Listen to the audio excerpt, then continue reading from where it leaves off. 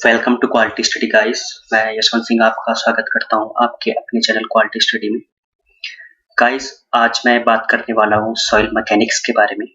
Soil mechanics की मैं बात करूं तो सिविल इंजीनियरिंग का ये एक बहुत ज़्यादा इम्पोर्टेंट सब्जेक्ट हो जाता है, क्योंकि हर कोई एग्ज़ाम हो उसमें ये पूछा जाता है और बहुत ही ज़्यादा क्वांटिटी इसकी होती है पूछे जाने की। अगर मैं बात करूँ सॉइल मैकेनिक्स, जैसे कि आपको इसमें दिख रहा होगा सॉइल एंड मैकेनिक्स। मैकेनिक्स का मतलब आपको पता होना चाहिए मैकेनिक्स क्या होता है। जैसे आपकी कोई बॉडी है, कोई भी प्रकार की आपकी बॉडी हो सकती है वो रिजिड हो सकता है वो डिफॉर्मेबल हो सकता है वो किसी भी प्रकार की हो। अगर आपने उस पे फोर्स अप्लाई किया है तो उस पे किस प्रकार के आपके इफेक्ट देखने को मिल रहे हैं फोर्स के बाद, उसको हम कहते हैं मैकेनिक्स। अब यहाँ पे सॉइल आ गई है, तो सॉइल का मतलब क्या बना? सॉइल में आपके जो फोर्स लग रहे हैं किसी भी प्रकार के, उसके कारण आने वाले जो इफेक्ट हैं वो क्या है सॉइल में। अब उनको स्टडी करने का क्या फायदा है, क्यों कर रहे हैं? तो जैसे कि आपको अगर प्रैक्टिकल अप्रोच में भी देखें या फिर हम एग्जाम के अप्रोच से भी देखें, तो दोनों जगह ये हमारा बहुत ज्यादा इम्पोर्टेंट हो जाता है। साइट पे जाइए, आप साइट पे देखेंगे कोई कंस्ट्रक्शन चल रहा है, कोई स्ट्रक्चर बन रहा है, तो बेसिकली सबसे पहले देखते क्या है कि सॉइल हमारी बियर कर पाएगी उस लोड को कि नहीं कर पाएगी। सबसे पहले यही देखते हैं ना। तो इसको स्टडी करना बहुत ज्यादा इम्पोर्टेंट इसलिए हो जाता है। चलिए शुरू करते हैं आज अपना सब्जेक्ट। अगर मैं बात करूं सॉइल मैकेनिक्स के बारे में, तो सबसे पहले हम बात करेंगे कि सॉइल का ओरिजिन कैसे हुआ, कैसे ये फॉर्म हुई, कैसे बनी। तो बात करूं मैं अगर बनने की, तो अगर मैं बात करूं तो जैसे हमारा रॉक है, रॉक आपको पता होगा कि कैसे बनता है, कैसे फॉर्म होता है। जो हमारा मोल्टन मैग्मा होता है ना, जो मोल्टन मैग्मा होता है, जो अर्थ क्रस्ट के अर्थ के नीचे पाया जाता है, वहां से फिर वो ब्लो आउट होकर ऊपर आता है ना। तो वो जब कोल्ड हो जाता है, ठंडा हो जाता है, तो हमारा रॉक बनता है। फिर उसका होता क्या है, उसमें वेदरिंग होने लग जाती है। वेदरिंग का मतलब है आपका उसमें इरोजन होने लग जाता है। इरोजन बोले तो टूटने लग जाती है, वो कैसे भी टूट सकती है। दो रॉक आपस में जुड़ी फिर भी टूट सकती है, या फिर केमिकल अटैक हो, या फिर किसी भी कारण, नदी के बहाव से किसी भी कारण हो सकता है, उसमें वेदरिंग होती है। ठीक है, वेदरिंग होने के बाद क्या होता है, वेदरिंग हो गई, टूट गई, बन गई सॉइल। बट वो एक ही जगह पे नहीं रहती, आपको तो बहुत जगह पे मिलती है ना, वो रॉक तो वहां दिखता नहीं है, फिर भी सॉइल मिलती है। मतलब क्या बना कि उसका वहां से ट्रांसपोर्टेशन हुआ है। अब वो ट्रांसपोर्टेशन किस मीन से हुआ है, कैसे हुआ है, उसको भी हम आगे पढ़ेंगे अभी।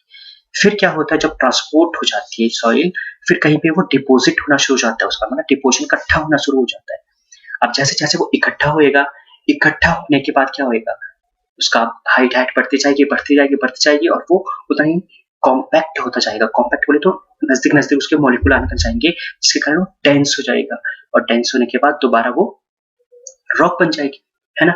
तो आप जो इस साइकिल को देख रहे हैं, रॉक से फिर वेदरिंग हुई, फिर ट्रांसपोर्टेशन, फिर डिपोजिशन, पर फिर अपहीविंग, तो ये साइकिल है यार। इस साइकिल को कहते क्या है? साइकिल को हम कहते हैं पैथोजेनेसिस। तो आपको ये ध्यान में रखना है, इसको पैथोजेनेसिस कहा जाता है। और सॉइल की जो हम स्टडी करते हैं, उस स्टडी को हम कहते हैं पैथोलॉजी। तो ये चीजें आपको ध्यान में रखनी है दोनों। फिर अगर मैं बात करूं, रॉक तो मैंने आपको बता ही दिया है कि फॉर्म होता है फ्रॉम मोल्टन मैग्मा, जो कि हमारा वोल्केनो या ज्वालामुखी के कारण ऊपर आता है, फिर उसके बाद ठंडा होता था, आपको मैंने बता ही दिया। इसके बाद मैं अगर बात करूं वेदरिंग की, उसमें प्रोसेस था ना कि रॉक था, फिर उसकी वेदरिंग होती है।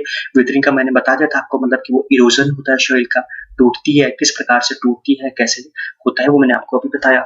फिर मैं बात करूं अगर केमिकल की, केमिकल वेदरिंग की, मतलब केमिकल में आपको समझ में आ जाना चाहिए, जैसे हमारा एसिड रेन हो सकती है, उसके कारण एसिड रेन पड़ी, उसके बाद उसका इरोजन हो सकता है, टूट सकती है।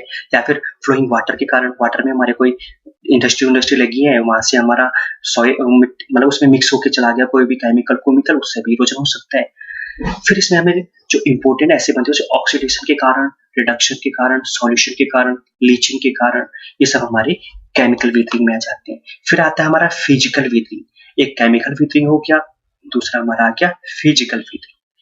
फिजिकल वेदरिंग में आपका टेम्परेचर वेरिएशन के कारण आ सकता है, प्रेशर के कारण भी आ सकता है, टेम्परेचर प्रेशर के कारण भी आ सकता है, अब्रेजन हो सकता है सॉइल का। दूसरा दूसरा कोई मतलब सॉइल का अब्रेजन बोले तो कोई हमारा रॉक था, रॉक में कोई दूसरा हमारा कोई चट्टान टूटा, उसके ऊपर से गया और उस पे उतना उसका हार्डनेस नहीं था, हार्डनेस बोले तो उतना वो कैपेबल नहीं था उसको रेजिस्ट करने के लिए, और वो उसे पेनिट्रेट कर देता है और उसमें उसको अब्रेस कर देता है, अब्रेजन हो जाता है उसमें, फिर आइस की फॉर्म में आइस गिरी, फिर उसके बाद आइस ने उसको तोड़ा, इस कारण भी हो सकता है।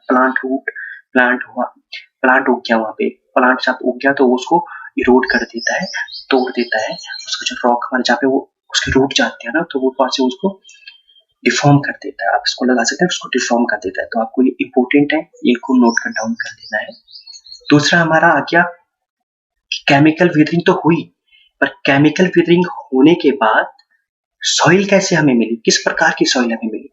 तो इसमें अगर मैं बात करूं तो उसमें हमें मिलती है फाइन ग्रेन सॉइल, मतलब जो उसके कण होंगे वो छोटे छोटे होंगे, बहुत पतले पतले छोटे छोटे होंगे, जिनको फाइन ग्रेन सॉइल कहा जाता है, ठीक है। और इसकी जो मिनरल प्रॉपर्टी है या फिर केमिकल प्रॉपर्टीज है वो चेंज होती रहती है। बोले आज इसकी कुछ और प्रॉपर्टीज थी, कल इसमें चेंजेस आके कुछ और बन सकती है, ये एक जैसी नहीं रहती है, ठीक है।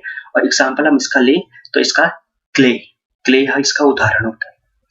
दूसरा मैं बात करूं फिजिकल वाले की, तो फिजिकल वाली वेदरिंग के कारण जो हमारी सॉइल बनी, उसमें जो हमारे ग्रेन मिलते हैं, सॉइल के जो ग्रेन मिलते हैं वो हमारे आपको मिलते हैं कोर्स ग्रेन सॉइल, ठीक है।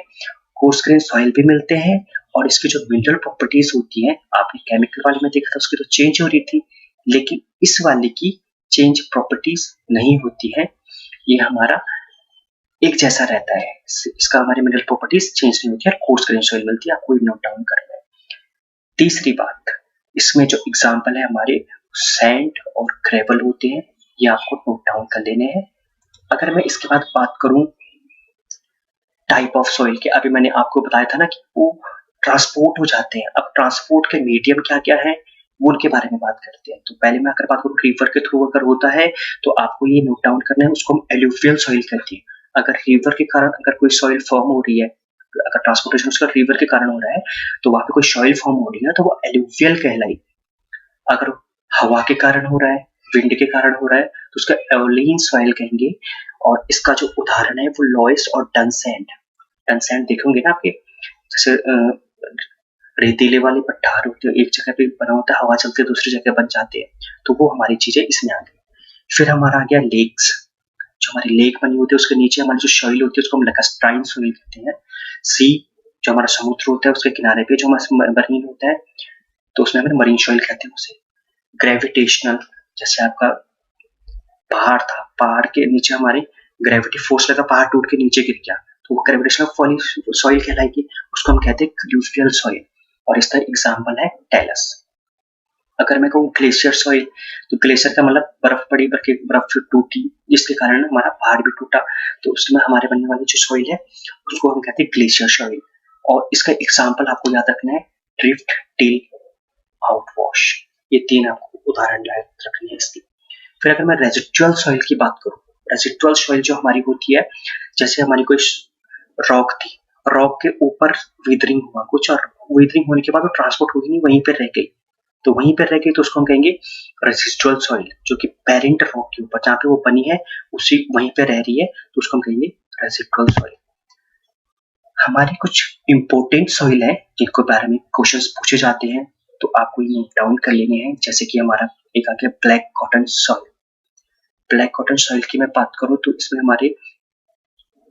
हमारा जो क्ले होता है ना, क्ले में जो एक हमारा मोंट मोरिलोनाइट मिनरल पाया जाता है, तो इस मोंट मोरिलोनाइट की खासियत ये होती है कि ये हमारा बहुत मरीन होता है, बहुत ही छोटा होता है, और प्लास्टिसिटी इसकी बहुत ज्यादा हाई होती है। प्लास्टिसिटी की मैं बात करूं तो मतलब आप इसको कैसे भी मोल्ड कर सकते हैं, कैसे भी बना सकते हैं। प्लास्टिसिटी हाई होने का मतलब कैसे भी आप इसको मोल्ड कर सकते हैं। इसकी श्रिंकेज जो स्वेलिंग भी बहुत ज्यादा हाई होती है, मतलब ये बना इसका कि ब्लैक कॉटन सॉइल जो है, अगर उसमें उसके वॉल्यूम की हम बात करें तो बहुत ज्यादा ऑक्यूपाई कर देता है वॉल्यूम। अगर उसमें हम सही पानी की अगर तो उसमें मॉइस्चर कंटेंट थोड़ा भी डालो ना तो उसमें वो बहुत ज्यादा वेरी करता है, उसका स्वेलिंग और श्रिंकेज उसमें बहुत ज्यादा देखने को मिलता है। अगर मैं बात करूं कैपेसिटी की, बियरिंग कैपेसिटी की, तो बियरिंग कैपेसिटी का मतलब ये है कि कितने लोड को वो बेयर कर पाता है। तो ये हमारा ब्लैक कॉटन सॉइल जो बहुत ही कम वेट को जो है वो बेयर कर पाता है। अगर मैं बात करूं तो ये बनता कैसे है, तो अभी मैंने आपको बताया ना, जो मोल्टन मैग्मा होता है, मोल्टन मैग्मा जब बाहर निकलता है, हमारे जैसे अर्थ क्रस्ट होता है, अर्थ क्रस्ट के ऊपर जब वो निकलता है, तो ऊपर लेयर जो ऊपर अर्थ क्रस्ट के ऊपर ठंडी होती है ना, उसको हम कहते हैं वोल्केनिक रॉक। और उसकी जब केमिकल वेदरिंग होती है ना, यानी कि उसका एक फॉर्म होता है बसाल्ट, तो बसाल्ट की जब केमिकल वेदरिंग होती है तो उससे ये फॉर्म होता है हमारा ब्लैक कॉटन सॉइल। वैसे आपको पता ही है, इसमें हमारा जो कपास की खेती है वो अच्छी होती है, ठीक है। फिर हमारा दूसरा आ जाता है पेंटोनाइट के लिए। इसमें भी हमारा मोंट मोरिलोनाइट का जो हमारा मिनरल है वो पाया जाता है। इसका हाई प्लास्टिसिटी होती है, हाई स्वेलिंग होती है, इसमें भी श्रिंकेज भी हाई होती है, मतलब उसी समय वॉल्यूम बढ़ गया, उसी समय बिल्कुल कॉम्पैक्ट हो गया, ये वाला चीज इनमें देखने को मिलता है। फिर अगर मैं बात करूं बनता कैसा है, किससे बनता है, तो वो जो वॉल्केनिक ऐश होती है हमारी, उसमें उसके कारण ये फॉर्म होता है। तो वॉल्केनिक ऐश मतलब वॉल्केनिक भी हमारा एक रॉक का ही प्रकार हो गया ना, वॉल्केनो से ही बनेगा वॉल्केनिक ऐश। तो उसकी जो वेदरिंग होती है जब, तो उस वेदरिंग से बनती है हमारी। इसको हम यूज करते हैं ड्रिल मड के रूप में। जब हम ड्रिल कर रहे होते हैं तो उसमें इसको यूज कर लेते हैं हम, जब हम ड्रिल कर रहे होते हैं कहीं पे।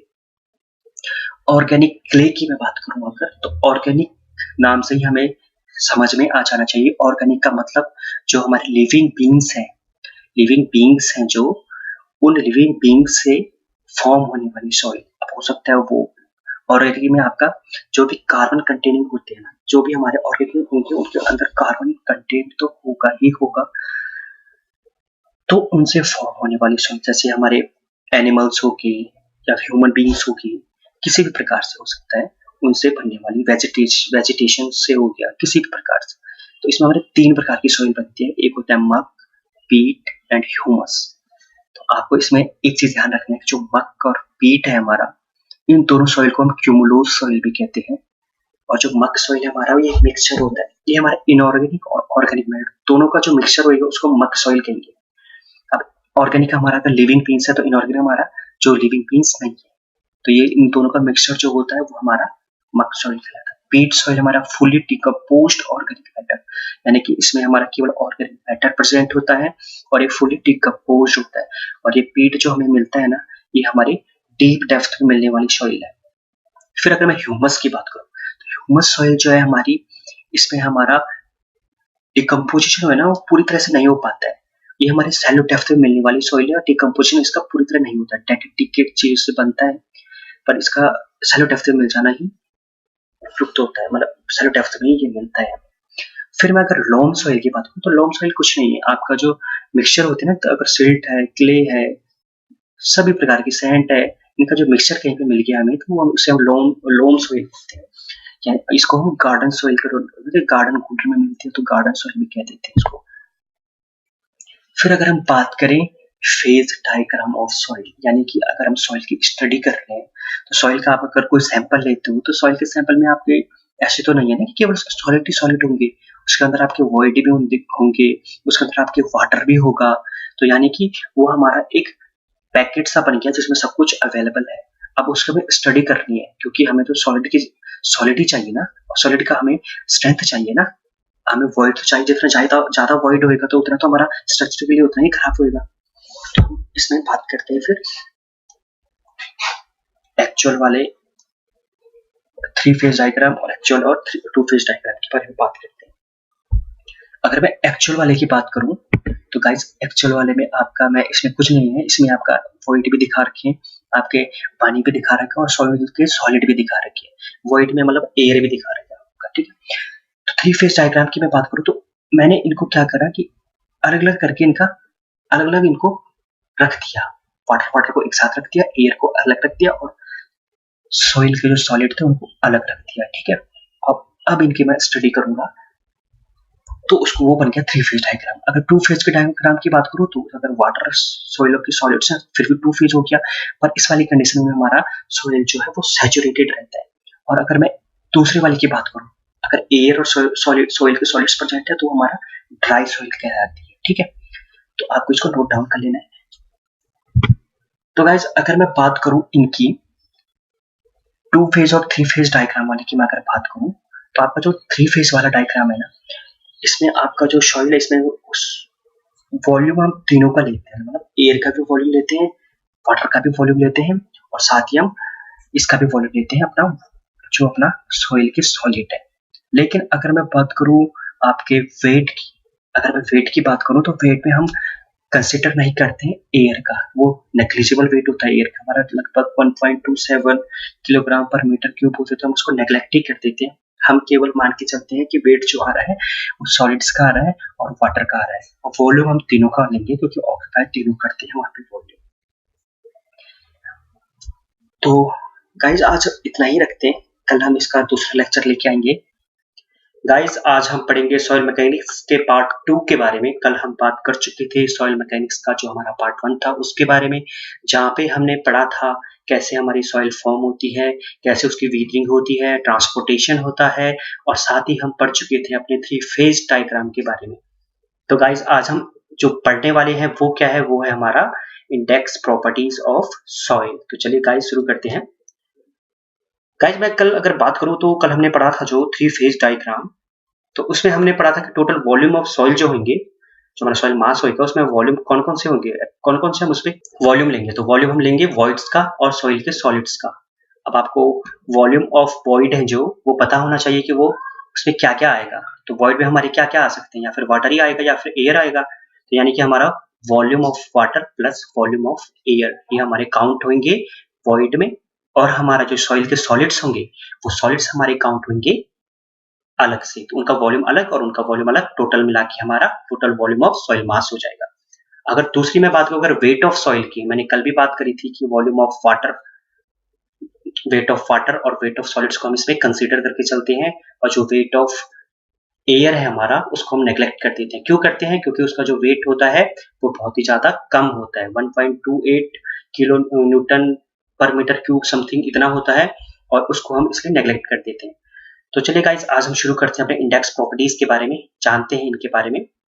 तो इंडेक्स प्रॉपर्टीज की मैं अगर बात करूं सॉइल में, तो हमारी इंडेक्स प्रॉपर्टीज हम किसको कहेंगे, क्या होगी सॉइल की इंडेक्स प्रॉपर्टीज।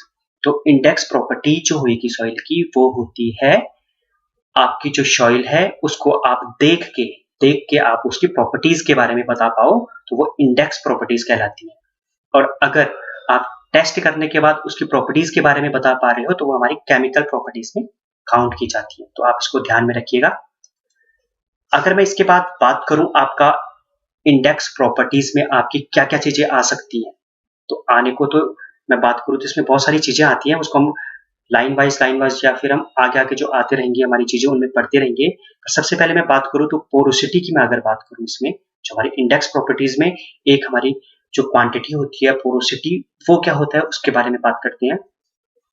पोरोसिटी से आप समझ सकते हैं कि हमारे जो कोई सॉइल का सैंपल था, सॉइल के सैंपल में हमारा जो उसके अंदर वॉइड थे प्रेजेंट उसके, तो उसको कितने पोरस हैं, कितने खाली जगह है उसके अंदर हमारे सॉइल सॉलिड के अंदर, उसको हम कहेंगे पोरोसिटी। और वो हमारा होता है रेशियो, हमारा जो वॉल्यूम ऑफ वॉइड है, यानी कि जो हमारा वाटर भी हो सकता है और साथ ही हमारा एयर भी हो सकता है, उसको डिवाइड कर दो आप टोटल जो हमारा वॉल्यूम होगा सॉइल मास का, टोटल वॉल्यूम हमारे सॉइल मास का, यानी कि पोरोसिटी जो होगी हमारी volume of void divide by volume of total soil मास होगा। और दूसरी मैं बात करूं अगर वॉइड रेशियो की, तो वॉइड रेशियो में हमारा थोड़ा ही चेंज आता है इसमें, जैसे हमने उसमें वॉल्यूम लिया था सॉइल के पूरे मास का, इसमें हम लेते हैं सिर्फ सॉइल के सॉलिड का वॉल्यूम। तो यानी कि ये जो हमारी वॉइड रेशियो है वो बराबर हो जाती है volume of void divide by volume of soil के सॉलिड्स। तो अगर मैं बात करूं इन दोनों में हमारे ज्यादा स्टेबल कौन सा रहेगा, तो स्टेबिलिटी आप लगा सकते हो ना, हमारा जो सॉइल का मास अगर हम उसमें कंसीडर करके चल रहे हैं तो उसमें हमारे जो एयर है वो कम भी हो सकता है, ज्यादा भी हो सकता है, या फिर वाटर कम हो सकता है, ज्यादा हो सकता है, यानी कि वो वेरी करता रहेगा। तो और जो हमारा वॉइड रेशियो है उसमें हम सॉलिड को कंसीडर करके चलते हैं, तो इसका मतलब ये बना कि सॉलिड्स तो हमारे उतने के उतने ही रहते हैं, क्योंकि हमारी जो सॉलिड्स होते हैं हम उनको मान के चलते हैं कि वो इनकम्प्रेसिबल रहते हैं, और जो हमारा वाटर भी रहता है उसको हम इनकम्प्रेसिबल ही मान के चलते हैं। तो इससे आप जान सकते हो ना, इससे बता सकते हो ना कि जो हमारे सॉलिड्स होंगे तो वो ज्यादा स्टेबल रहेंगे, उनमें कोई चेंजेस नहीं आने वाले। तो इसका मतलब ये बना कि हमारी जो वॉइड रेशियो होगा वो हमारा स्टेबल रहने वाला है एज कंपेयर टू पोरोसिटी, तो ज्यादा स्टेबल रहेगा हमारा वॉइड रेशियो। अगर मैं बात करूं इंडेक्स प्रॉपर्टीज ऑफ सॉइल में डिग्री ऑफ सैचुरेशन की, तो डिग्री ऑफ सैचुरेशन क्या होता है आपका, it is the soil when all the air has been expelled from the soil, that when volume of void is equal to volume of water. It means जो आपकी soil है, soil में से आपके मैंने बताया था void जो होगा या तो फिर एयर प्रेजेंट होगा या फिर वाटर प्रेजेंट होगा या फिर दोनों का मिक्सचर होगा। बट अगर उसमें से सारा का सारा जो हमारा एयर है उसको हम एक्सपल्ड आउट कर दें और उसमें सिर्फ हमारा पानी ही पानी रह जाए, वॉइड में जो भी हमारा सॉइल का सैंपल था उसमें केवल पानी ही पानी रह जाए, तो हम उसको कहेंगे डिग्री ऑफ सैचुरेशन। तो इसको हम कहते हैं डिग्री ऑफ सैचुरेशन, और ये रेशियो होता है किसका, volume of water divide by volume of void. तो आपको ये याद कर लेना है, नोट डाउन कर लेना है। और इसकी जो वैल्यू है वो वेरी करती है हमारी 0 से लेके 100 के बीच में, और या फिर ये 0 भी हो सकता है और 100 भी हो सकता है। यानी कि इसका जो परसेंटेज है ना, इसका जो हमारा volume of water divide by volume of void का जो हमारा वैल्यू आएगा वो वैल्यू हमारा 0 से 100 के बीच में वेरी कर सकती है। दूसरी हमारी प्रॉपर्टी आ जाती है एयर कंटेंट।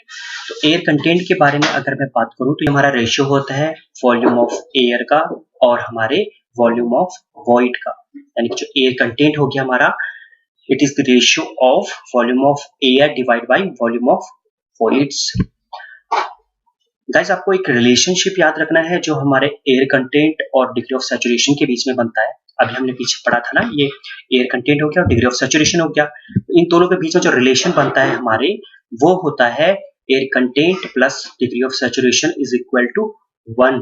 अब ये कैसे होता है मैं आपको बताता हूँ। जैसे हमने अगर बात करूं मैं डिग्री ऑफ सैचुरेशन की, वो क्या होता है हमारे volume of water divide by volume of void होता है, और जो हमारा एयर कंटेंट होता है वो क्या होता है, volume of air divide by volume of void होता है, जैसे कि स्लाइड में देख पा रहे हैं आप। तो अगर मैं इन दोनों को जोड़ दूं, इन दोनों को मैं अगर ऐड कर दूं तो क्या बन रहा है हमारे पास, तो volume of void divide by volume of void निकल के आ रहा है, क्योंकि volume of air plus volume of void क्या होता है, volume of air plus volume of water क्या बना हमारा, वॉल्यूम ऑफ वॉइड। और ये volume of void divide by volume of void करेंगे तो इज इक्वल टू 1 आएगा। इसका मतलब ये बना है कि air content plus degree of saturation is equal to 1। वैसे भी आप देख सकते हैं सॉइल का सैंपल होगा तो उसमें एयर ही होगी या फिर वाटर होएगा या फिर दोनों का मिक्सचर होएगा, यही होएगा ना बराबर, तो वैल्यू तो हमारे 100% के बराबर ही आएगी। तो इसका मतलब यही बन रहा है कि air content plus degree of saturation is equal to 1 के बराबर आता है।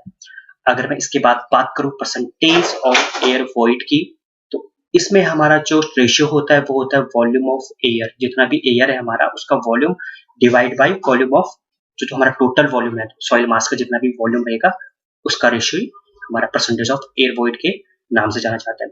आप इन सब जो भी हमारे यहाँ पे फॉर्मूले पढ़ रहे हैं इनको नोट डाउन कर लीजिएगा, क्योंकि इनसे डायरेक्ट क्वेश्चन बनने वाले हैं। आपके जो भी एग्जाम होंगे उसमें डायरेक्ट इनसे क्वेश्चन बनते हैं या फिर इनका रिलेशन पूछ लिया जाता है, तो आप इनको नोट डाउन कर लीजिएगा। वाटर कंटेंट की अगर मैं बात करूं तो वाटर कंटेंट हमारा, यानी कि उसमें कितना वाटर प्रेजेंट है, वाटर कंटेंट हमारा हो गया wait of water divide by weight of soil solids. तो आप इसको नोट डाउन कर लीजिएगा, जो हमारा वाटर कंटेंट आता है वो किस किस चीज का रेशियो होता है। अगर मैं करूं bulk unit weight of soil की बात, तो बल्क यूनिट वेट माने कि कितना वेट है उसके, बल्क का आपने कुछ एक क्यूबिक मीटर का आपने वॉल्यूम ले लिया, ठीक है, अब उसको आपने देखा कि उसका वेट कितना आ रहा है, तो वो हमारा हो गया बल्क यूनिट वेट। यानी कि यूनिट वेट हमारा क्या होता है, वेट अपॉन वॉल्यूम होता है। आपने डेंसिटी सुना है ना, तो density is equal to mass upon volume, और unit weight is equal to weight upon volume. तो जो भी चीज जिसका भी हम वेट निकालेंगे उसको रिस्पेक्ट में निकालेंगे उसके वॉल्यूम के, यानी कि बल्क यूनिट वेट हमारी total weight upon total volume of soil आ गया।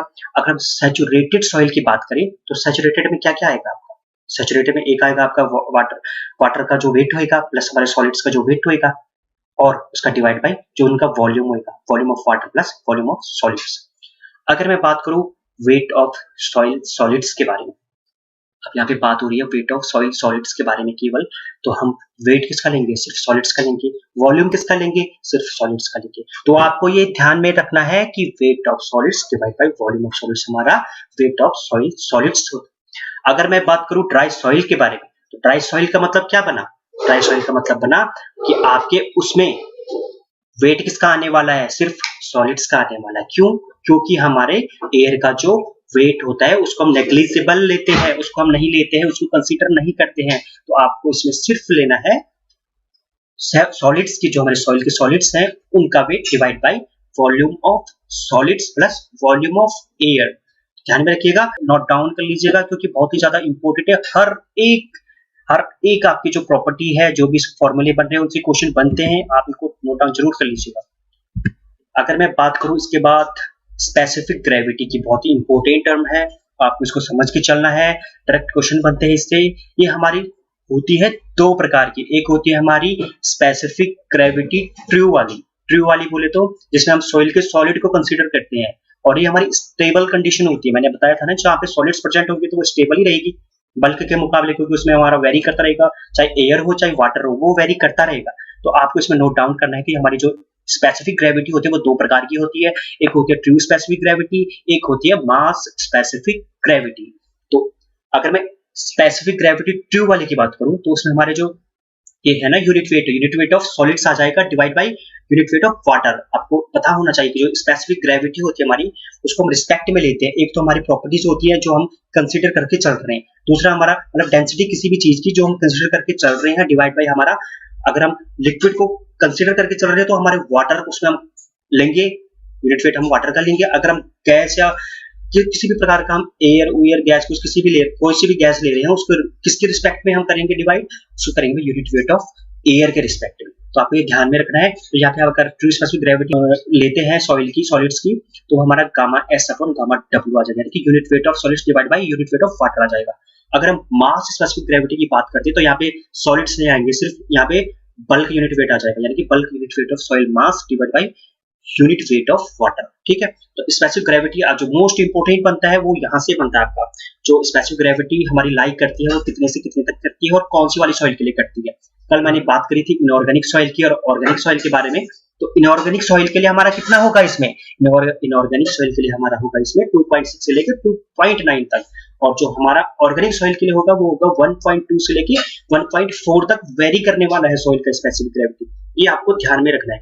स्पेसिफिक ग्रेविटी को अगर आप यूनिट वेट ऑफ वाटर है, जो हमारा वाटर की डेंसिटी होती है ना, उससे आप इसको मल्टीप्लाई कर देते हैं तो हमारा ये एक तरह से आपका सॉइल की डेंसिटी भी बता देता है। तो यानी कि स्पेसिफिक ग्रेविटी को अगर आप वाटर की डेंसिटी के साथ गुणा कर देते हो, मल्टीप्लाई कर देते हो, तो वो हमें क्या बताती है, वो हमें बताती है कि जो हमारी सॉइल है उसकी डेंसिटी कितनी होने वाली है। अब डेंसिटी हमारा क्या होता है वो आपको पता होना चाहिए, वो होता है हमारा मास अपॉन वॉल्यूम।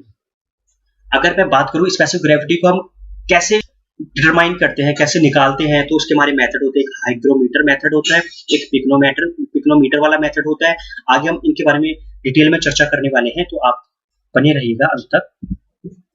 अगर मैं बात करूं, एक हमारी प्रॉपर्टीज है, इंडेक्स प्रॉपर्टी, जिसका नाम है सबमर्ज्ड यूनिट वेट।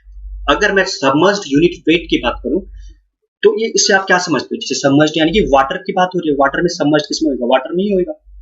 तो हमारा सॉइल का सैंपल है, हमने उसको वाटर में डाल दिया, तो वाटर में जैसे हमने डाला, कुछ भी चीज आप अगर वाटर में डालते हो तो उसमें अपथ्रस्ट फोर्स लगता है, पानी ऊपर को फोर्स लगाता है उसमें, जिसको हम क्या कहते हैं, जिसको हम बायोंसी फोर्स कहते हैं। ठीक है, तो उसको जैसे हमने उसको उसमें रखा, पानी के ऊपर, पानी के अंदर डाला, तो उस पे ऊपर नीचे से भी फोर्स लगेगा, यानी कि उसका जो वेट होएगा, जो हमारा मिट्टी का जो वेट होएगा, तो वो हमारी थोड़ी हल्की महसूस होएगी ना। वो जैसे आप भी पानी के अंदर जाओ कभी, तो पानी आपको ऊपर की ओर फोर्स लगाते हैं तो आपको हल्का हल्का सा महसूस होता है ना। उसी प्रकार हम बात कर रहे हैं यहाँ पे सॉइल के सॉलिड्स के बारे में, तो उनका वेट भी वहां पे कम हो जाता है। तो वो कितना कम होएगा, जितना हमारा वाटर का वेट होएगा, यूनिट वेट होएगा, यानी कि जितने हमारे सैचुरेटेड यूनिट वेट, अभी हमने बात करी थी पीछे, सैचुरेटेड यूनिट वेट होता क्या है, उसमें से आप यूनिट वेट ऑफ वाटर को अगर माइनस कर देते हो तो हमारा सबमर्ज्ड यूनिट वेट बन जाता है। तो आपको ये नोट डाउन कर लेना है कि सबमर्ज्ड यूनिट वेट हमारा होता क्या है।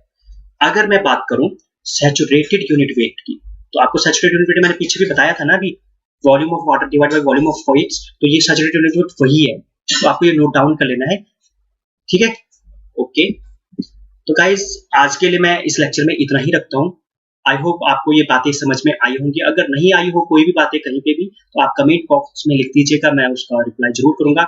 और गाइस कल हम बात करने वाले हैं हमारे इंपोर्टेंट जो रिलेशनशिप बनते हैं फॉर्मूलाज के, जो भी हमारे इंडेक्स प्रॉपर्टीज में हमने फॉर्मूला पढ़े हैं, इनको कंपाइल करके कंबाइन करके हमारे रिलेशनशिप बनते हैं, इनमें कुछ इंपोर्टेंट बनते हैं वो फॉर्मूले, उनके बारे में डिस्कस करने वाले और क्वेश्चन भी उसमें देखेंगे किस प्रकार के बनते हैं। आज पढ़ने वाले हैं इंडेक्स प्रॉपर्टीज थी, जो हमारी जो भी पैरामीटर्स थे उसके, उनसे जो हमारे इंपोर्टेंट रिलेशनशिप बनते हैं उनके बारे में आज हम डिस्कस करने वाले हैं। तो मैं आपको बताना चाहूंगा, आपको इन जितने भी मैं पैरामीटर यहाँ पे लिखवा रहा हूँ, जितने भी रिलेशन मैं यहाँ पे लिखवा रहा हूँ, आपको उनको नोट डाउन करना है, याद करना है, क्योंकि ये जो आपके पैरामीटर्स हैं, रिलेशन हैं, वो आपके डायरेक्ट आपको क्वेश्चन देखने को मिलेंगे इनसे आपके जेईई या एई के एग्जाम। तो आपको इनको नोट डाउन कर लेना है। फ्रिक्वेंटली इनसे क्वेश्चन पूछे भी गए हैं और पूछे भी जाएंगे। तो दोस्तों, क्लास शुरू करने से पहले आप सभी से निवेदन है, आप कृपया अगर आपने इस चैनल को सब्सक्राइब नहीं किया है तो सब्सक्राइब कर दीजिए और बेल आइकन पे भी प्रेस कर दीजिए ताकि जो आगे हमारी क्लासेस होंगी उनका आपको नोटिफिकेशन मिल जाए और आपको उनके बारे में पता चल सके। तो चलिए शुरू करते हैं दोस्तों आज का अपना लेक्चर। तो मैं अगर इसमें बात करूं इम्पोर्टेंट रिलेशनशिप के बारे में, तो पहला हमारा यहाँ पे रिलेशनशिप आ जाता है SE is equal to WG के बराबर, जो कि हमारा यहाँ पे रिप्रेजेंट कर रहा है S for degree of saturation, E is equal to void ratio, W हमारा वाटर कंटेंट है और G हमारा स्पेसिफिक ग्रेविटी है। जैसे कि हम पहले बात कर चुके हैं कि जो हमारा डिग्री ऑफ सैचुरेशन है वो हमारा होता है volume of water divide by volume of void के बराबर, और हम इन सारों के बारे में पहले हम बात कर चुके हैं। जैसे कि स्पेसिफिक ग्रेविटी की मैं अगर बात करूं तो ये हमारा होता है ट्रू स्पेसिफिक ग्रेविटी और एक होता है मास स्पेसिफिक ग्रेविटी। तो आपको इनको नोट डाउन कर लेना है। पुराने वाले लेक्चरों को प्लीज आप देखिएगा। अगर आपको ये बातें समझ में नहीं आ रही हैं तो मैंने उनको डिटेल में वहाँ पे समझाया हुआ है, तो आप उन लेक्चर को फॉलो जरूर कीजिएगा। अगर मैं यहाँ पे बात करूँ सेकेंड वाले पैरामीटर की, जहाँ पे हमारा बनता है E is equal to N upon N minus 1 के बराबर। यहाँ पे E हमारा रिप्रेजेंट कर रहा है वॉइड रेशियो को और N हमारा रिप्रेजेंट कर रहा है पोरोसिटी को। यहाँ पे हमारा थर्ड जो यहाँ पे रिलेशन है वो है वॉइड रेशियो और पोरोसिटी के बीच में ही, जहाँ पे हमारा जो पोरोसिटी होता है वो हमारा void ratio divide by void ratio plus 1, यानी कि N is equal to E upon E plus 1। तो चलिए दोस्तों, अब शुरू करते हैं हमारा अगला पैरामीटर, जो कि बता रहा है हमें gamma B is equal to gamma W G plus SE upon 1 plus E। अगर मैं बात करूं गामा B की, तो वो हमें यहाँ पे रिप्रेजेंट कर रहा है bulk unit weight of soil को, यानी कि मतलब क्या बना इसका, जो हमारा सॉइल होगा यानी कि जो सॉइल का मास होएगा उसमें आपके वॉइड होंगे, वॉइड में आपके प्रेजेंट होंगे वाटर भी और साथ ही एयर भी। अगर मैं बात करूं गामा W की, तो ये बता रहा है यहाँ पे यूनिट वेट ऑफ वाटर, तो इसका हम जो वैल्यू है वो यहाँ पे रखेंगे 10 किलो न्यूटन पर क्यूबिक मीटर। और अगर आपको क्वेश्चन में मीटर में अगर वैल्यू दे रखी है तो आप इसको 10 रखेंगे। अगर आपको वहाँ पे सेंटीमीटर में वैल्यूज दी हुई है तो आप इसको 1 रखेंगे, ठीक है। तो अगर मैं बात करूँ अगले पैरामीटर की, जो कि हमारा है gamma sat is equal to gamma W G plus E upon 1 plus E। तो समझते हैं क्या है ये चीजें। अगर मैं बात करूं आपका अगर डिग्री ऑफ सैचुरेशन 1 हो जाता है, यानी कि यहाँ पे सैचुरेटेड है ना सॉइल, तो सैचुरेटेड का मतलब ये है कि डिग्री ऑफ सैचुरेशन आपका 1 है, वहाँ पे आपके एयर नहीं प्रेजेंट है, सिर्फ और सिर्फ वाटर प्रेजेंट है। हमारे सॉइल का सैंपल है जो उसमें वॉइड है, उसमें सिर्फ वाटर प्रेजेंट है। इसका मतलब ये है कि S की वैल्यू 1 हो जाएगी। तो जो हमारा फॉर्मूला था बल्क वाला, आप देख सकते हैं उसमें सिर्फ और इसमें जो फर्क है, डिफरेंस है, वहाँ पे S ही था, यहाँ पे सिर्फ E है, यहाँ पे S नहीं है क्योंकि उसकी वैल्यू हमने वहाँ पे पुट कर दी 1। तो गामा सेट आपको पता है क्या है हमारा, वो है सैचुरेटेड यूनिट वेट, E हमारा है वॉइड रेशियो और गामा W हमारा यूनिट वेट ऑफ वाटर। तो दोस्तों, अगर मैं बात करूँ अगले पैरामीटर की, तो हमारे पास है gamma D is equal to gamma W into G upon 1 plus E। समझते हैं क्या है गामा D। अगर गामा D की मैं बात करूँ तो ये है हमारा dry unit weight of soil, यानी कि यहाँ पे आपका क्या है, यहाँ पे आपका प्रेजेंट है एयर। अगर मैं बात करूँ सैचुरेटेड की, तो वहाँ पे थी वाटर प्रेजेंट, यहाँ पे आपका सॉइल की मास में जो वॉइड है वहाँ पे एयर प्रेजेंट है।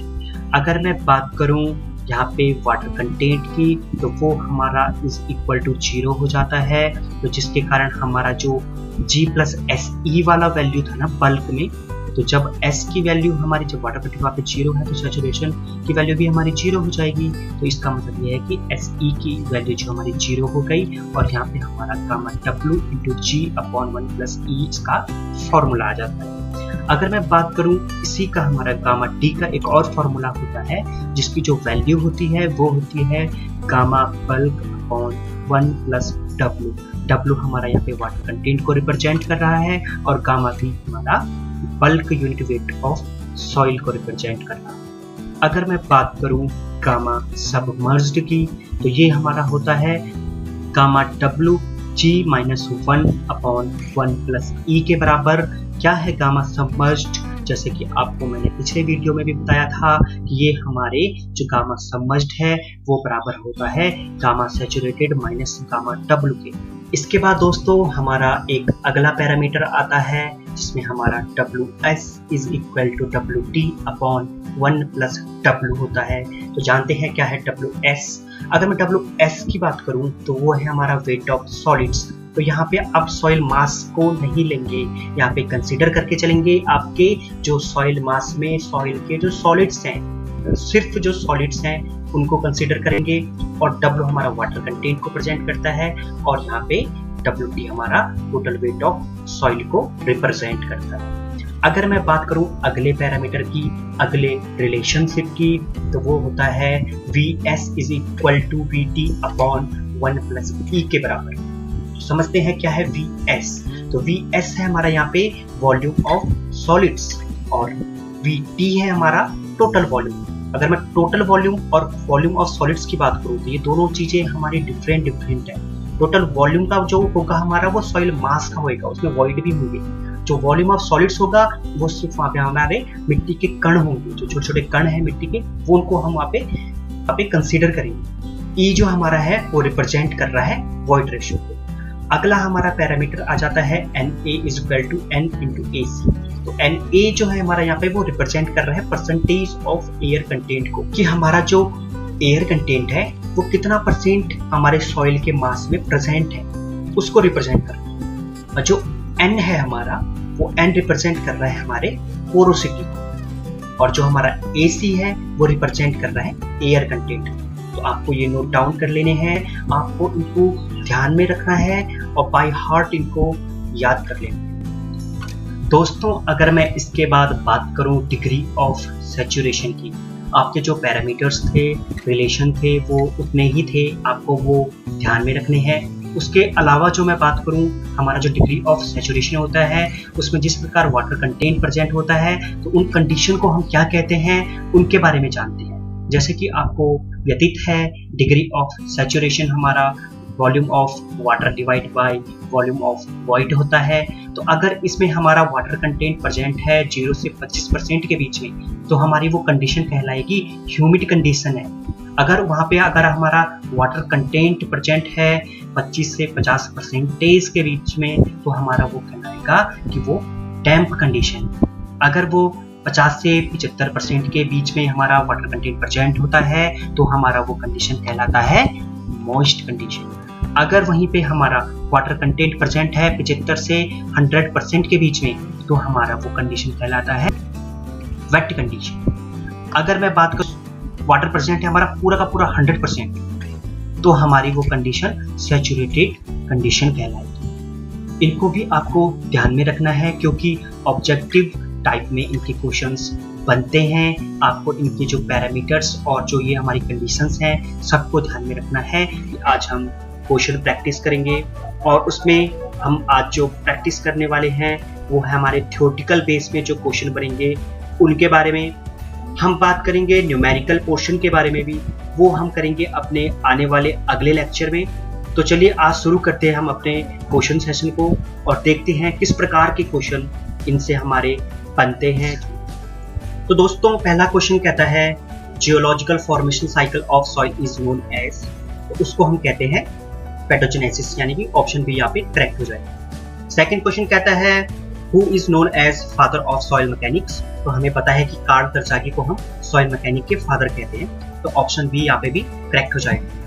थर्ड की मैं बात करूं तो कह रहा है soil formed from flowing water is known as, हमें पता है कि जो पानी के थ्रू जो हमारी सॉइल फॉर्म होती है उसको एलुवियल सॉइल कहते हैं, यानी कि ऑप्शन ए यहाँ पे करेक्ट हो जाएगा।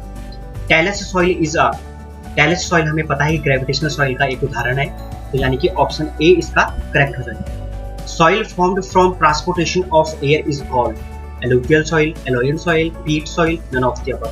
तो हमें पता है जो हवा के कारण ट्रांसपोर्ट होकर आती है तो उसे हम एलोयन सॉइल कहते हैं, यानी कि ऑप्शन बी यहाँ पे करेक्ट हो जाएगा। Which of the following are cumulose soil, cumulose soil का उदाहरण कौन कौन से है इसमें से?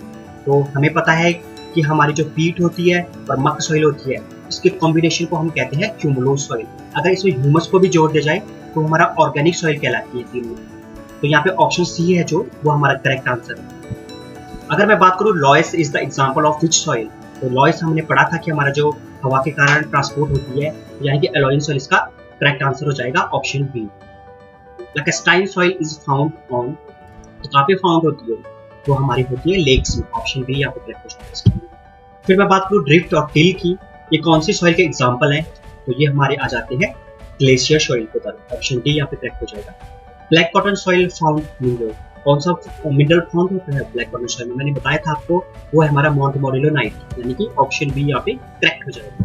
फिर मैं बात करूँ ह्यूमस, पीट, मक, ये हमारे कौन सी सॉइल के एग्जाम्पल हैं? तो ये हमारे एग्जाम्पल हैं कौन सी सॉइल के? ये हमारे ऑर्गेनिक सॉइल के एग्जाम्पल हैं। मैंने पीछे भी अभी बात करी थी। Properties of soil which can be estimated by seeing, तो उसको हम क्या कहते हैं? उसको हम कहते हैं फिजिकल प्रॉपर्टीज, यानी कि ऑप्शन सी यहाँ पे करेक्ट आंसर है। फिर मैं बात करूँ two phase diagram with water and soil solids, तो हमारे क्या कहलाते हैं? जो टू फेज डायग्राम है उसमें वाटर है और सॉलिड्स है। यहाँ पे हमारे एयर नहीं है, सॉलिड्स है और वाटर है, तो यहाँ पे हमारी हो जाएगी सैचुरेटेड सॉइल, यानी कि ऑप्शन डी यहाँ पे करेक्ट हो जाएगा। Total weight of soil is considered, तो वेट की यहाँ पे बात हो रही है, तो यहाँ पे वेट आएगा वाटर और सॉलिड्स का, तो यानी ऑप्शन बी यहाँ पे करेक्ट आंसर है। फिर मैं बात करूँ two phase diagram with air and soil solids की, तो वो हमारा ड्राई सॉइल कहलाएगा, ऑप्शन ए को करेक्ट आंसर है। Total volume of soil is considered, तो टोटल वॉल्यूम हमारा जो सॉइल का जो होता है उसको हम कंसीडर करते हैं। क्या क्या आता है उसमें? मैंने बात करी था कि वॉइड में आएंगे आपके एयर और आपके जो वाटर होएगा प्लस हमारा जो सॉलिड्स होंगे, तो यानी कि volume of water, volume of air और वॉल्यूम ऑफ सॉलिड्स आ जाएगा। अगर मैं बात करूँ volume of void to the volume, soil का मास है हमारा, टोटल मास की यहाँ पे बात हो रही है, तो हमारा पूरे मास की बात हो रही है, तो यहाँ पे हमारा आ जाएगा जो हमारा पोरोसिटी है वो इसका करेक्ट आंसर बन जाएगा, option. Weight of water to the weight of soil solids, अब यहाँ पे वेट ऑफ वाटर की बात हो रही है और वेट ऑफ सॉलिड्स की बात हो रही है, तो यानी कि हमारा वाटर कंटेंट हो जाएगा, option C is the correct answer for that question. Degree of saturation is the ratio of, degree of saturation की बात हो रही है, यानी कि वहाँ पे वाटर प्रेजेंट है, तो volume of water divide by volume of fluids हो जाएगा, ऑप्शन सी इसका करेक्ट आंसर है। In which kind of soil mineral properties change, तो कौन सी सॉइल में हमारी मिनरल की प्रॉपर्टीज है वो चेंज होती थी, जो केमिकल विधियों से बनती थी, तो यानी कि ऑप्शन बी इसका करेक्ट आंसर होगा। Degree of saturation is the ratio of, degree of saturation की बात होगी तो volume of water divide by volume of fluids हो जाएगा। Gravitational soil is known as, वो हमारा कोलोकियल सॉइल कहलाती है, यानी कि ऑप्शन सी इसमें करेक्ट आंसर हो जाएगा। फिर मैं बात करूँ void ratio is the ratio of, तो ये हमारा volume of void divide by volume of soil, तो सॉलिड्स हो जाएगा, यहाँ पे वॉइड रेशियो की बात हो रही है, तो यहाँ पे सॉलिड्स आएंगे। Oxidation reduction are the chemical weathering के प्रकार है, ऑप्शन बी यहाँ पे करेक्ट आंसर हो जाएगा। विच रिलेशनशिप इज रॉन्ग, तो कौन सा रिलेशनशिप इसमें रॉन्ग है आपको देखना पड़ेगा। पहला कहता है पोरोसिटी के बारे में, तो E/1+E हमने ये रिलेशन पढ़ा था, तो ये करेक्ट है। दूसरा कहता है गामा टी यानी कि ड्राई यूनिट वेट के बारे में, तो ये हमारा 1 - NA यानी कि NA हमारा परसेंटेज ऑफ एयर आ गया, परसेंटेज ऑफ एयर वॉइड आ गया, और G गामा W/1+WG, तो ये करेक्ट रिलेशन है, आप इसको याद कर लीजिएगा। VS=V/1+C, यानी कि ये बता रहे हैं हमारे जो सॉलिड्स है उनका volume is equal to total volume of 1+C, तो ये हमारा करेक्ट रिलेशनशिप है, हमने पहले भी बात कर चुके हैं इसके बारे में, तो इनमें से कोई सा भी हमारा गलत नहीं है, ऑप्शन बी इसका करेक्ट आंसर है। विच रिलेशनशिप इज रॉन्ग, इनमें से कौन सा हमारा रिलेशनशिप रॉन्ग है। तो पहले की हम बात करें तो वेट ऑफ सॉलिड्स के बारे में पूछ रहा है, तो वो बता रहा है कि W/1+W total weight of 1+ water content, तो ये सही है। SE=WG हमने ये क्वेश्चन, हमने ये रिलेशन भी पढ़ा था, तो ये भी सही है। गामा सबमर्ज्ड कह रहा है, gamma set minus gamma W, ये भी सही है, तो यानी कि हमारा बी ऑप्शन जो है वो यहाँ पे करेक्ट हो जाएगा। स्पेसिफिक ग्रेविटी की बात कर रहे हैं यहाँ पे इनऑर्गेनिक सॉइल के लिए, तो वो हमारे जाता है 2.6 से लेकर 2.9। Flu specific gravity is the ratio of, यहाँ पे फ्लू स्पेसिफिक ग्रेविटी की बात करते हैं, तो सॉलिड्स के यहाँ पे वेट आएगा, तो यानी कि unit weight of solids divided by unit weight of water. Option A इसका करेक्ट आंसर हो जाएगा। If percentage of water is 50 to 75% है, तो हमारी वो सॉइल की जो कंडीशन रहेगी उसको हम क्या कहेंगे? हमने बात करी थी यहाँ पे कि हमारी जो सॉइल है अगर उसमें 0 से 25 के बीच में तो ह्यूमिड कहलाएगी, 25 से 50 के बीच में तो डैम्प कहलाएगी, 50 से 75 के बीच में मॉइस्ट कहलाएगी। तो यहाँ पे हमारा ऑप्शन बी जो है करेक्ट हो जाएगा। अगला क्वेश्चन कहता है विच of the soil has finest clay, यानी कि सबसे मरीन कण किस वाली सॉइल के होते हैं? तो वो हमारी होती है क्ले, यानी कि सी इसका करेक्ट ऑप्शन है। विच of the following soil is called expensive soil, तो हमारी जो एक्सपेंसिव सॉइल कौन सी कहलाएगी? जिसके जो कण मरीन होंगे तो ज़्यादा सरफेस एरिया कवर करेगी, इसलिए हमारे जो माउंट मॉड्यूलोनाइट का जो हमारा मिनरल होता है इसके सबसे मरीन कण होते हैं, ये हमारे सबसे ज़्यादा सरफेस एरिया को कवर करेगी, इसलिए हमारा जो है इसका करेक्ट ऑप्शन सी हो जाएगा। अगर मैं बात करूँ geological cycle of the formation of soil is, आपको इसमें से बताना है कि क्या क्या होता है उसमें।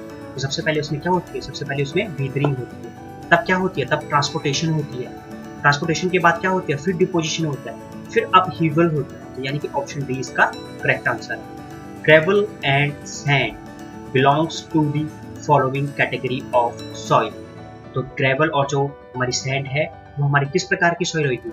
वो हमारी एलुवियल टाइप की सॉइल होती है। अगर मैं बात करूं the collapsible soil is associated with, collapsible जो सॉइल होती है हमारे डेंस सैंड में आती है। अगर मैं बात करूं विच of the following is an expensive soil, expensive soil जो हमारा ज़्यादा से ज़्यादा एक्सपेंड करे तो वो हमारी कौन सी होती है? ब्लैक बॉटम सॉइल होती है।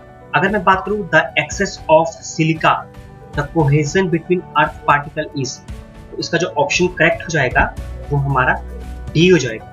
तो मैं आपको बताना चाहूँगा जैसे भी हमारा सिलिका की मात्रा अगर ज़्यादा हो जाती है किसी भी चीज़ में, तो उनके जो पार्टिकल होते हैं, पार्टिकल के बीच में जो कोहेजन होता है वो कोहेजन उनका लॉस हो जाता है और वो हमारे क्या होते हैं? ब्रिटल हो जाते हैं। अगर मैं बात करूँ 39 नंबर क्वेश्चन की, वो कहता है कि ऑन वेटिंग कोहेसिव सॉइल, जब हमारे जो कोहेसिव सॉइल हैं वो वेट हो जाते हैं तो उनमें क्या होता है? तो उसमें हमारी जो स्ट्रेंथ है, शियर स्ट्रेंथ है, वो डिक्रीज हो जाती है, यानी ऑप्शन डी इसका करेक्ट आंसर होगा।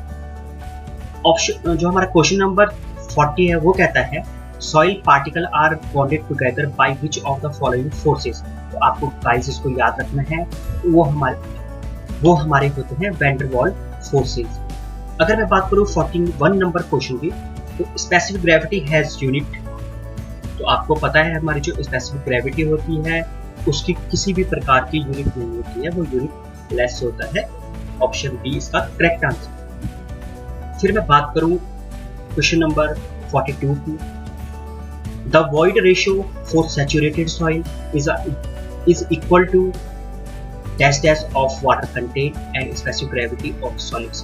तो इसमें वो हमारा जो एक फॉर्मूला था SE is equal to WG, उसके बारे में पूछ रहा है, तो हमारा यहाँ पे प्रोडक्ट हो जाएगा।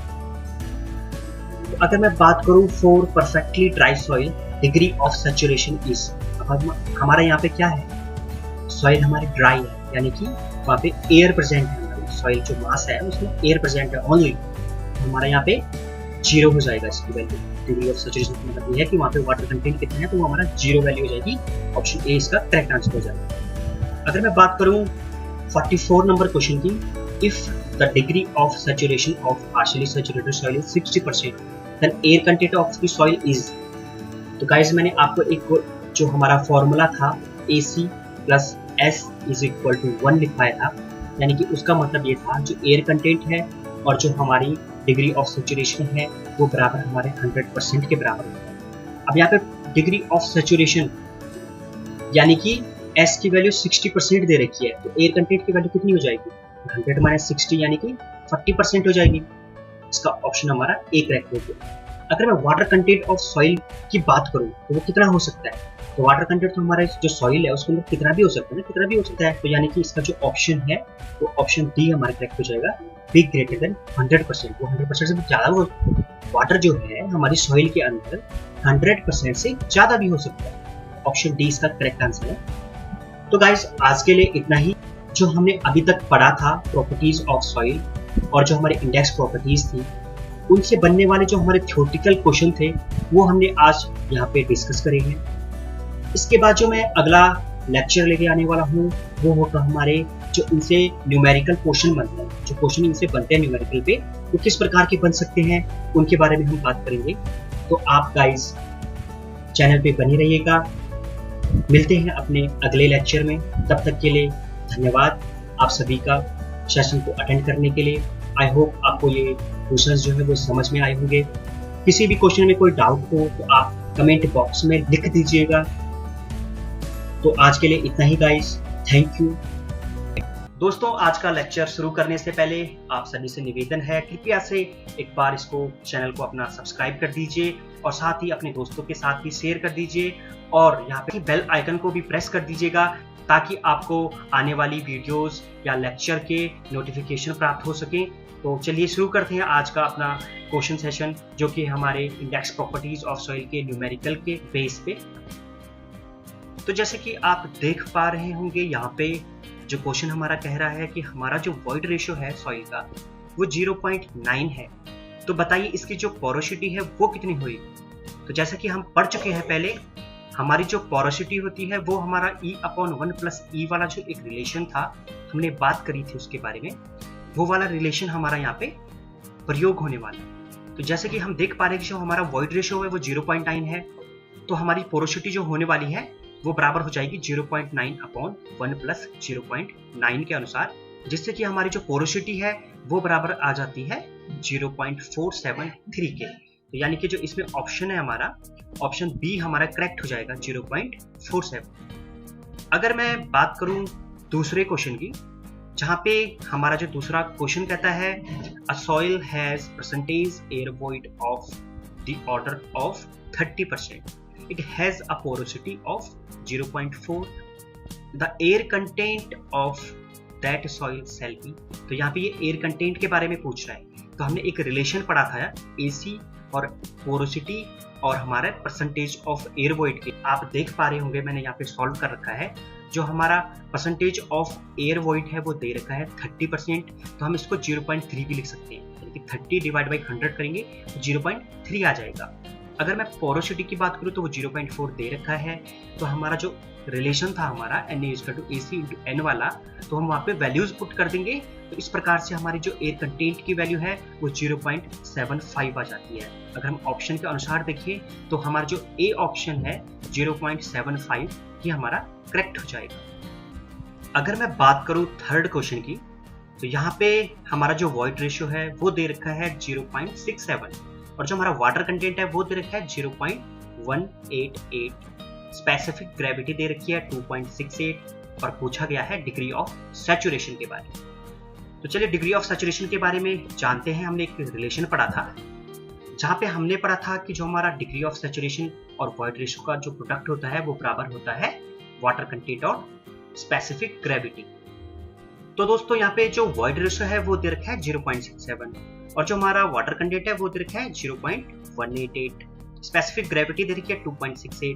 तो अगर हम इन वैल्यूज को पुट करते हैं अपने फॉर्मूला में, तो हमारा जो S की वैल्यू है यानी कि डिग्री ऑफ सैचुरेशन है वो आ जाता है 0.752, यानी कि हम इसको लिख सकते हैं अप्रॉक्स 75%। तो यानी कि अगर हम क्वेश्चन की बात करें तो यहाँ पे जो हमारा ऑप्शन सी है 75%, ये हमारा करेक्ट आंसर हो जाएगा। इसके बाद में अगर अगले क्वेश्चन की बात करूं तो यहाँ पे हमारा अगला क्वेश्चन कह रहा है हमारे पास एक क्ले का सैचुरेटेड सैंपल है जिसकी जो पोरोसिटी है वो दे रखी है 0.562 और इसका जो वॉइड रेशियो है वो हमें निकालना। तो यहाँ पे वॉइड रेशियो पूछा गया है। हमने एक रिलेशन पढ़ा था ना, जिसमें हमने पढ़ा था कि जो हमारा वॉइड रेशियो होता है वो होता है पोरोसिटी अपॉन 1 माइनस पोरोसिटी के बराबर है। तो यहाँ पे हमारी जो पोरोसिटी दे रखी है वो दे रखी है 0.562। तो यहाँ पे हमारा जो वॉइड रेशियो है वो बराबर आ जाएगा 1.283, यानी कि जो हमारा क्वेश्चन में ऑप्शन बनता है ऑप्शन ए हमारा करेक्ट हो जाएगा यहाँ। अगर मैं बात करूँ अगले क्वेश्चन की, तो यहाँ पे हमारा जो क्वेश्चन कह रहा है वो कह रहा है कि जो सॉइल का सैंपल है हमारा उसकी पोरोसिटी दे रखी है 50% और डिग्री ऑफ सैचुरेशन दे रखा है 90%। तो हमको पूछा गया है परसेंटेज ऑफ एयर वॉइड के बारे में, यानी कि Na हमें निकालना है यहाँ पे। चलिए देखते हैं, हमने एक रिलेशन इसके लिए भी पढ़ा था। तो जो हमारा रिलेशन हमने पीछे भी बात करी थी Na is equal to AC into N के बराबर। लेकिन हमारा जो यहाँ पे एयर कंटेंट है वो हमें पता नहीं है। यहाँ पे हमारे पास दे रखा है डिग्री ऑफ सैचुरेशन जो कि हमारा 90%। तो हमने एक रिलेशन में यहाँ पे पढ़ा था AC plus S is equal to 1। तो यहाँ पे हमारे अगर इसको सॉल्व करेंगे हम तो हमारे AC की जो वैल्यू है वो 0.1 के बराबर आ जाती है। अब अगर आप इसको पुट करते हैं अपने उस रिलेशन में तो हमारा जो एयर कंटेंट है वो बराबर आ जाएगा 5% के। यानी कि अगर हम क्वेश्चन के अकॉर्डिंग देखें तो हमारा ऑप्शन ए है जो 5% वो हमारा करेक्ट हो जाएगा। अगले क्वेश्चन की मैं बात करूं तो यहाँ पे हमारा वैलिड रेंज ऑफ S यानी कि डिग्री ऑफ सैचुरेशन की बात हो रही है, वो कहां से कहां तक लाई करती है। तो हमारे 0 से लेके 100% के बीच में लाई करती है, या फिर ये 0 भी हो सकता है 100% भी हो सकता है। अगले क्वेश्चन की मैं अगर बात करूं तो यहाँ पे हमारा क्वेश्चन कह रहा है जो हमारा सॉइल है उसकी जो बल्क डेंसिटी है वो दे रखी है 22 किलो न्यूटन पर मीटर क्यूब के बराबर, और जो हमारा वाटर कंटेंट है वो दे रखा है 10%। पूछा क्या है ड्राई डेंसिटी के बारे में। तो हमने एक रिलेशन पढ़ा था ड्राई डेंसिटी का बल्क डेंसिटी के साथ, जो कि हमारा था dry density is equal to bulk density upon 1 plus water content. चलिए देखते हैं इसको। तो जैसे कि हमारी बल्क डेंसिटी दे रखी है, हमारे पास वाटर कंटेंट है, गामा डी निकालना है, आप वैल्यूज को पुट कर दीजिए, यानी कि 22 अपॉन 1 प्लस 0.1 वो हमारा बराबर आ जाता है 20 के। यानी कि ऑप्शन हमारा जो बी है क्वेश्चन में अगर हम देखें तो ऑप्शन बी है जो 20 वो हमारा करेक्ट हो जाएगा। दोस्तों अगला क्वेश्चन कहता है जो हमारी बल्क डेंसिटी है वो है 17.6 किलो न्यूटन पर मीटर क्यूब, और जो हमारा वाटर कंटेंट है वो 10% है। अगर जो हमारा वॉइड रेशो है वो कांस्टेंट रहता है तो हमारी जो बल्क डेंसिटी है वो कितनी होगी 20% वाटर कंटेंट पे। तो इसमें जो है उन्होंने थोड़ा क्वेश्चन को घुमा रखा है, इसमें उन्होंने वाटर कंटेंट जो है वो 20% पे पूछा है जब हमारा वॉइड रेशो जो है वो कांस्टेंट रहता है। तो चलिए देखते हैं इस क्वेश्चन को, मैंने सॉल्व कर रखा है। जैसे कि हम देख पा रहे हैं बल्क डेंसिटी हमें पता है, वाटर कंटेंट हमें पता है, तो हम क्या है यहाँ से गामा डी निकाल सकते हैं, यानी कि ड्राई यूनिट वेट हम फाइंड आउट कर सकते हैं। हमारा जो फॉर्मूला है bulk unit weight upon 1 plus W से। तो गामा डी की जो हमारी वैल्यू आ जाती है वो आती है 16 किलो न्यूटन पर मीटर क्यूब। और इसके बाद में अगर बात करूं हमारा जो वाटर कंटेंट उन्होंने दे रखा है 20% पे हमारी बल्क डेंसिटी कितनी होएगी, तो आप यहाँ पे जो हमारी गामा डी जो ड्राई डेंसिटी है उसकी वैल्यू यहाँ पे पुट कर दीजिए, और is equal to bulk density upon 1 plus जो वाटर कंटेंट दे रखा है 20% उसको यहाँ पे पुट कर दीजिए। तो हमारी जो बल्क डेंसिटी है वो बराबर आ जाती है 19.20 के। तो यानी कि जो हमारा क्वेश्चन के अकॉर्डिंग देखिए जो ऑप्शन बी है 19.20 किलो न्यूटन पर मीटर क्यूब ये करेक्ट आंसर हो जाएगा। अगर मैं बात करूं अगले क्वेश्चन की तो यहाँ पे कह रहा है relative density of compacted dense sand is approximately is equal to. तो रिलेटिव डेंसिटी जो हमारी होती है वो हमारी होती है कॉम्पैक्ट डेंस सैंड के लिए 0.95। आपको ये याद रखना है, ऑप्शन सी इसका करेक्ट हो जाएगा। अगर मैं रिलेटिव डेंसिटी की बात करूं तो ये हमारी कोर्स ग्रेन सॉइल होती है, यानी कि जो हमारी सैंड होगी उसके लिए हम इसको यूज करते हैं, उसकी कॉम्पैक्टनेस उसकी डेंसनेस हमें बताता है। ये हमारा क्ले के लिए यूज नहीं होता है, यानी कोहेसिव जो सॉइल है हमारी उसके लिए हम इसको यूज नहीं करेंगे, सिर्फ कोहेजन लेस सॉइल के लिए हम इसको यूज करेंगे। तो इसका जो एक फॉर्मूला होता है वो होता है E max minus E naught upon E max minus E min। E max हमें मैक्सिमम वॉइड रेशियो के बारे में बताता है, और E नोट हमें जो हमारा नॉर्मल वाला वॉइड रेशियो होता है उसके बारे में बताता है। साथ ही हमारा जो E min है वो बताता है मिनिमम वॉइड रेशियो के बारे में। अगर मैं बात करूं 10th क्वेश्चन की, उसमें हमारा जो क्वेश्चन कह रहा है soil has percentage air void of the order of 30%, it has porosity of 0.4, then the air content of that soil is. Easy question है, सॉइल का परसेंटेज ऑफ एयर वॉइड दे रखा है यानी Na की वैल्यू दे रखी है, साथ ही हमें पोरोसिटी दे रखी है यानी कि Na की वैल्यू दे रखी है, हमें एयर कंटेंट निकालना है। फिर से वही हमारा जो फॉर्मूला है Na is equal to AC into N वाला फॉर्मूला देखते हैं। तो अगर हम इन वैल्यूज को जो कि परसेंटेज ऑफ एयर वॉइड है, पोरोसिटी है, इनको पुट करते हैं अपने नोन वाले फॉर्मूले में, तो हमारा जो AC की वैल्यू है वो आ जाती है 0.75 के बराबर। अगर मैं बात करूं अगले क्वेश्चन की, यहाँ पे क्वेश्चन कह रहा है अ partially saturated sample of a soil has a unit weight of 2.0 ग्राम पर centimetre cube and specific gravity of soil particles is 2.6. If the moisture content in the soil is 20%, the degree of saturation is. चलो देखते हैं इसको। जैसे कि आप देख पा रहे हैं यहाँ पे बल्क डेंसिटी दे रखी है, स्पेसिफिक ग्रेविटी दे रखी है, W दे रखा है, वाटर कंटेंट, S हमें degree of saturation find out करना है। रिलेशन हमें पता है SE = WG के बराबर होता है, लेकिन यहाँ पे हमें E के बारे में भी पता नहीं है, वॉइड रेशियो के बारे में भी पता नहीं है। तो हमें जो अप्रोच है वो थोड़ा डिफरेंट लगानी होगी। देखना होगा कि हमारा जो कौन सा फॉर्मूला है, कौन सा रिलेशन है, वो E के बारे में हमें बताएगा यहाँ पे, क्योंकि यहाँ पे बल्क यूनिट वेट दे रखा है। अगर मैं बात करूँ तो गामा सेट = गामा बल्क के बराबर भी होता है अगर हमारा वाटर कंटेंट उसमें फुल हो रखा है। तो गामा सेट = गामा बल्क वो बराबर होता है हमारे गामा WG + SE/1 + E के बराबर। इसके बारे में हम पहले बात कर चुके हैं, कहाँ से ये रिलेशन बना, कैसे ये रिलेशन बना, इसके बारे में हम पिछले लेक्चर में बात कर चुके हैं। तो अगर हम इन सब वैल्यूज को अगर पुट करते हैं तो यहाँ पे हमारा गामा बल्क यानी कि 2 ग्राम पर सेंटीमीटर क्यूब हमने यहाँ पे पुट कर दिया। साथ ही हमने गामा W की वैल्यू, यहाँ पे गामा W की जो वैल्यू है वो 1 पुट कर दी, क्योंकि मैंने आपसे बात कही थी अगर वैल्यू सेंटीमीटर में दे रखी हो तो आपको गामा W 1 पुट करना है। अब यहाँ पे SE दे रखा है, लेकिन हमारे पास यहाँ पे WG है, तो हमारे पास SE = WG होता है, तो हम यहाँ पे SE की जगह WG पुट कर देंगे और उनकी वैल्यूज को भी पुट कर देंगे। डिवाइड बाय 1 + E, तो यहाँ से हमारा जो वॉइड रेशियो है E की वैल्यू है 1.2 निकल के आ जाती है। अब हम E की वैल्यू को इस वाले फॉर्मूले में यूज करेंगे SE = WG में। तो इसमें हमारा जो वैल्यू आ जाता है यहाँ पे S का डिग्री ऑफ सैचुरेशन का वैल्यूज को पुट करके वो आ जाता है 46% के बराबर। यानी कि क्वेश्चन में अगर हम देखें तो ऑप्शन डी हमारा करेक्ट हो जाएगा, क्योंकि 46 यहाँ पे ऑप्शन में नहीं है। तो चलिए अगले क्वेश्चन के बारे में बात करते हैं।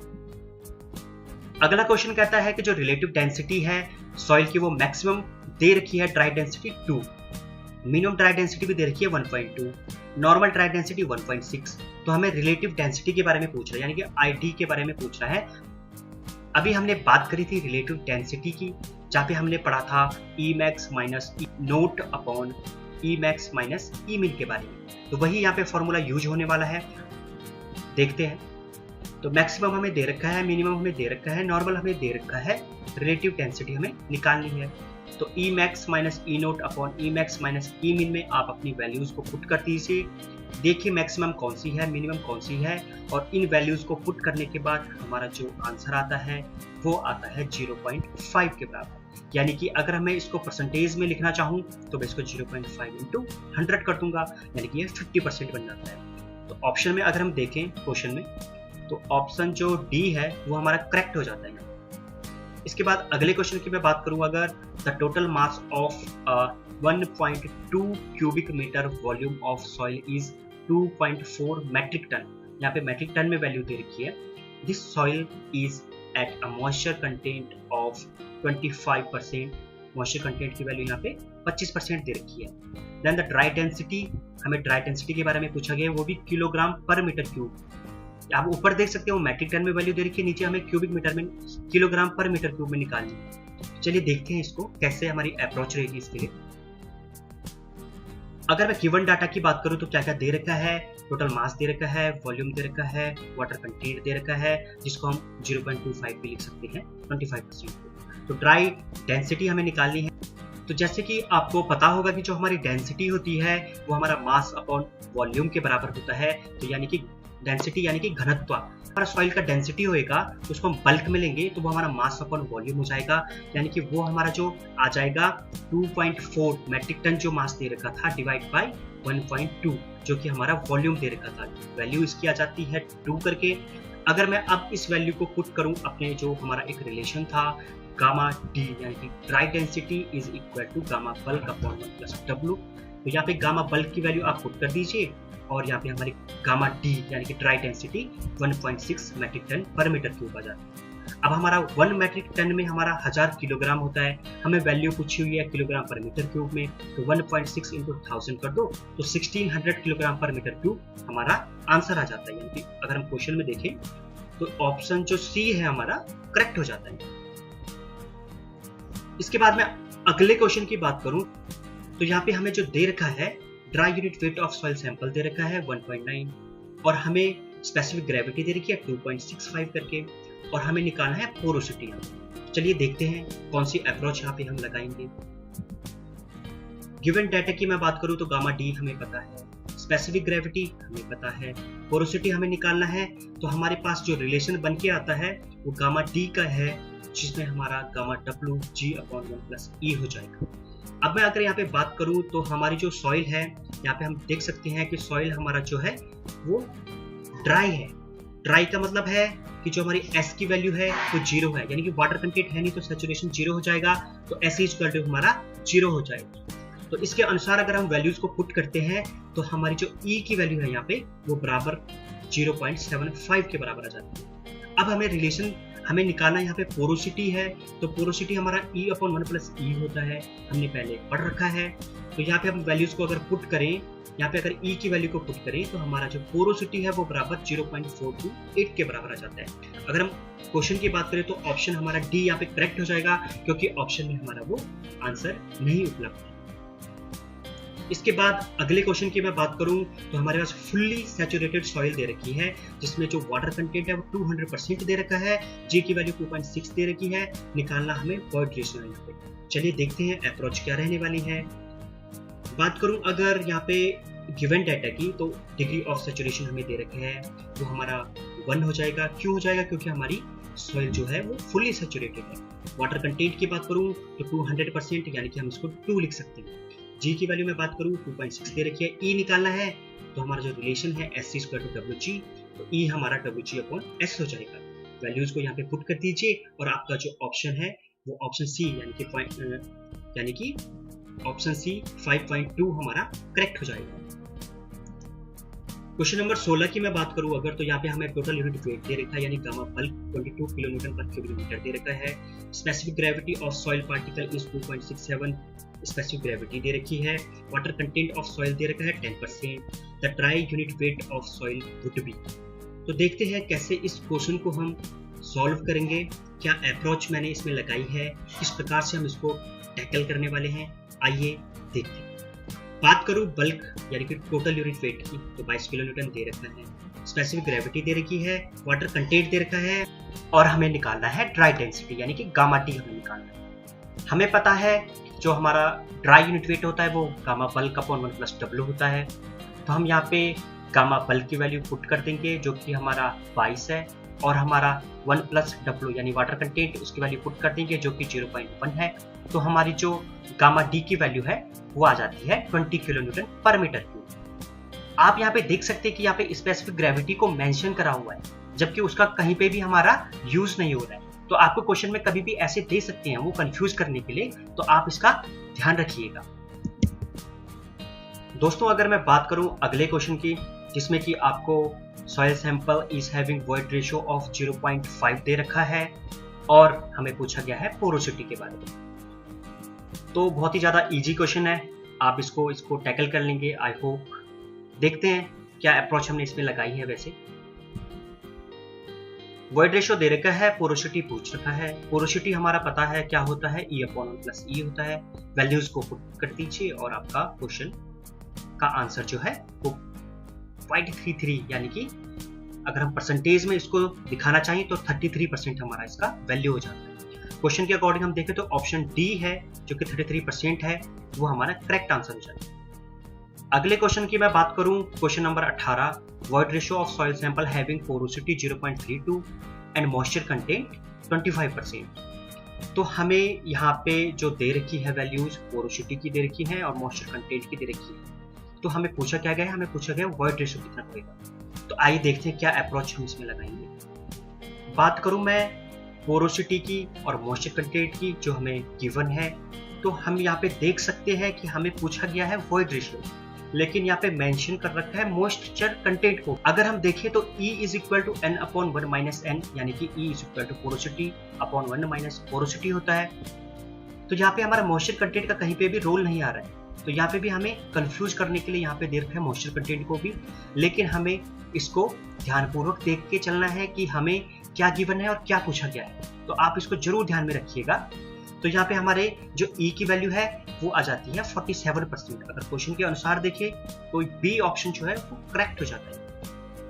अगले क्वेश्चन की मैं बात करूं, the ratio of difference between the void ratio of the soil in a loosest state and in its natural void ratio to the difference between the void ratio in loosest state and fully dense state is generally termed as, उसको हम density index कहते हैं। ये हमारे उसी के बारे में पूछ रहा है, ई मैक्स माइनस ई naught upon E max minus ई मिन के बारे में। तो ऑप्शन जो है इसका सी यहाँ पे करेक्ट हो जाएगा। अगले की मैं बात करूँ तो sand particle are made up of, तो वो हमारे क्वार्ट्ज से फॉर्म होते हैं। तो दोस्तों आज के लिए इतना ही। आप कमेंट बॉक्स में जरूर बताइएगा आपको ये सेशन कैसा लगा। कहीं पे कोई डाउट रह गया हो आप कमेंट सेक्शन में जरूर पूछिएगा। आई होप आपको ये लेक्चर पसंद आया होगा, आपको बातें समझ में आई होंगी, आपने कुछ सीखा होगा। तो आप जरूर इस चैनल को सब्सक्राइब कर दीजिएगा और साथ ही इसको शेयर कर दीजिएगा, लाइक कर दीजिएगा वीडियो को। धन्यवाद।